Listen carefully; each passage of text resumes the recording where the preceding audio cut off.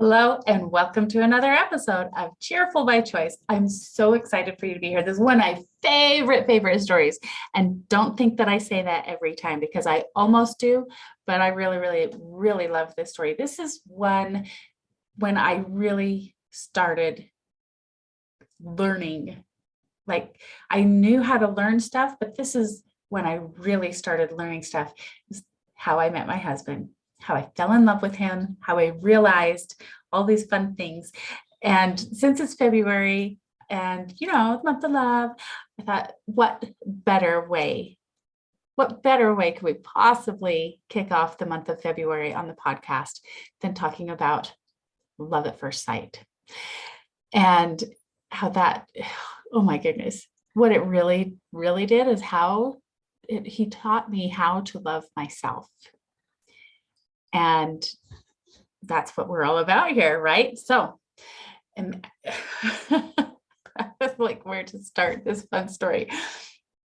Look for the patterns, though. As I'm telling the story, I want you to look for the patterns and see if you find any similar patterns in your own life. So I was just out for fun, kind of, not like stupid fun, but I didn't want to sit home and do nothing. So I was at this time in my life, I had just finished high school and I was waiting for a missionary to come back from his mission. And I was like, I'm not going to just sit here and do nothing all this time while I'm waiting for him. So I was going out with someone new and meeting new people all the time. And so I met my husband and we're out on this date and it's just great. We're having a good time, whatever, just a normal everyday kind of fun thing. And then at dinner, our eyes met and I felt something. I was like, oh no, I can't feel something right here. What is this? No way. I'm supposed to be waiting for a mission. I'm supposed to.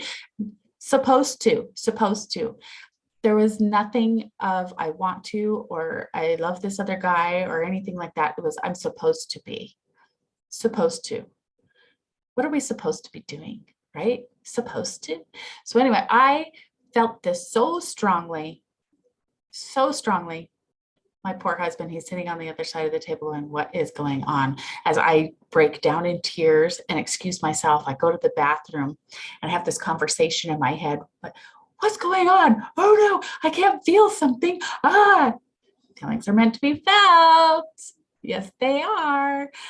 And so I regain my composure and I go back to the dinner table. And this is our first date. So he's just like, okay, what was that? Are you okay? Do I have to take you home? What's going on? I'm like, oh, it's fine. We're just fine. And so then afterwards, the date was great, right? Afterwards, I continue that conversation with myself and with God.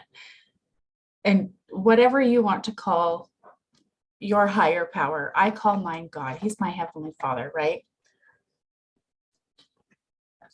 Excuse me. So I expect him as a loving father to answer me when I pray and ask questions and to give me the things that I need.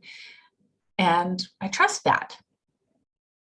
At this time, I didn't know how real listening to the voices in your head, listening to the spirits around you, whatever you want to call it, there is something that you get a hunch, you get a feeling. So I just kept asking, what's going on? What is this? Why is this a feeling? Why I can't be feeling something for Steve. I'm supposed to be waiting for that other guy. And I kept asking and asking and asking. And finally, God spoke to me. And I think because I pestered him so much and I was so focused, like constant, it was absorbing every second of my life for like, I don't know, 3 days or something. I was like, that can't be. And so finally, Lydia, stop talking and listen. oh, what? If you stop asking, I'll answer your questions. Stop. I was like, oh. And so I like relived all these different moments in my life that up to that point with the words coming to me. Remember when you felt really uncomfortable? Remember when that disgusted you? Remember this, remember that, and all of these experiences that should have given me the clue that this other guy wasn't the right guy for me. I was trying to tell you then. I was trying to tell you this time too. And I like relived all these horrible moments of embarrassment, of anxiety, of disgust, of worry, of uncomfortable, all these different things. And I kept hearing, I was trying to tell you, and you're not listening. I'm trying to tell you, and you didn't listen then either. And so I was like, after a while, like days, I don't know how long it went on, but it seemed like a long, long time reliving all these moments and having this conversation with God. And I thought to myself, or to him, I thought, okay, please stop. I'm sorry. I will listen. I will try to hear you and pay attention. And I will try to listen. I'm sorry. I've been ignoring you. I'm sorry. I get it. I'm not going to be with that other guy. I get it. And please give me peace and stop reminding me of all these horrible things that I've ignored. And then it was like really silent. And when I saw Steve again the next time was the first time, like I was tiptoeing around the house, like, don't disturb anything because I might be talked to again. It was kind of weird. It's funny now to listen, to think back and listen to myself being like, yeah, I gave God an ultimatum and said, stop talking to me because I want to hear you better. But how often do we do that? That's the pattern, right? And so then I was tiptoeing around being like, there's nobody here in the house. I'm not going to do any dishes because that might make a noise and disrupt my quiet in my head, because I've been in like this anguish of experiencing all of the times that I had ignored my feelings and the thoughts that I had pushed all of the way that I felt, I pushed aside to try and please someone else because it's what I was supposed to do. It's what other people thought that I should do. But actually, I'll go into that story another time, probably, about what actually happened, how I convinced myself that that's what was right. And it wasn't. And I had all these clues all along the way that it was a bad choice. It was a bad relationship to be in. It wasn't right. And I'd ignored it so much.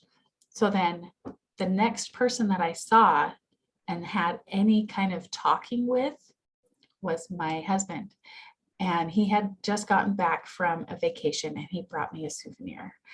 And I was like, oh, I looked in his eyes again. I had feelings again. I was like, I'm not going to ignore feelings anymore. I am not going to ignore myself anymore, because those voices within, they're kind of like God speaking to us. And most of the time, we don't get this great big loud, hey, stop talking and listen to me. I'm trying to tell you what's going on. Most of the time, it's just a feeling that we get. And feelings are meant to be felt. That's what they are. They're there for a reason. And so I knew pretty quick that he was going to be the one that I was going to marry. I knew way before he did. He didn't know until, well, okay, I'll share that part of the story too, because it's just fun. I had my wisdom teeth removed and I was drugged. And so then I wasn't quite all there. And he came over to visit, check and see how I was doing or whatever. And I heard myself propose to him. And I said, will you marry me? I thought, oh, you're not supposed to be doing that. But I was doing it anyway. I thought, yeah, it's okay. He's the one I want to marry. And I heard myself say it again. And he thought, what? Uh, don't know you very well, maybe. And he went home and thought about it. He had never even considered it until I brought it up. So that's how we ended up together. And that's our love story, beginnings of our love story. But really, it's when I began, the very first time that I began to really love myself and to consider that my feelings were important and to not ignore how I felt. And we convince ourselves, what if we take this pattern and turn it on ourselves? What if we take that time to look at ourselves in the mirror and maybe make eye contact with ourselves, and we can see if there's a feeling and feed that feeling if it's a good one, and change it if it's one we don't really care for. Because our feelings are important, because you matter. Your feelings matter. And that's what I want to leave with you today. That's our step for choosing to be cheerful today. Listen to that voice inside of you. You can call it whatever you want. You can call it the voice of God, your conscious, your higher self, whatever you want to call it. Take a minute and listen. Stop asking the questions and take a minute to listen. And then when you get your answer, accept that. Okay, this is how I feel. And this is what that feeling might mean. And you're worth it. That's what I want to leave with you today. You are so worth it. And you have great ideas, and your feelings are valid. They're real. Okay. Go make it a great day.